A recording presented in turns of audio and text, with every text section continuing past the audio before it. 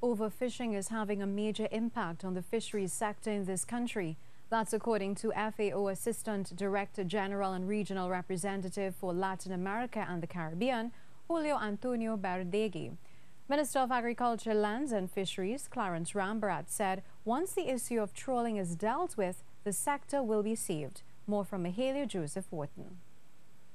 At the reopening of the Food and Agriculture Organization of the United Nations office in St. Clair, FAO Assistant Director General and Regional Representative for Latin America and the Caribbean, Julio Berdegué, said one of the areas they are hoping to put more emphasis on is sustainable fisheries in Trinidad and Tobago.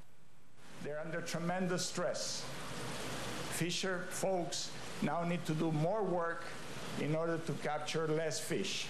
This is an awful proposition for them, for their communities, for the country as a whole. We also have been asked to pay more attention and to contribute more to the sustainable management of forest and protected areas. 44% of the land area of this country is covered by forests.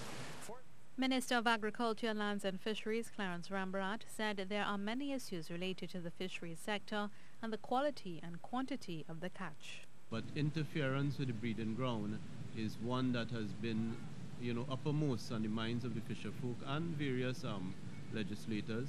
And to do that, to do any form of enforcement and to structure any policy, we need modern legislation, and this is what this fisheries bill sets out to do, to create an environment where we could enforce the law.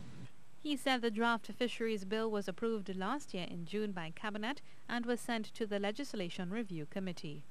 I have set a timeline of April, by end of April, to have this bill in the Parliament, and I really would like to achieve that because it is a 168-clause bill.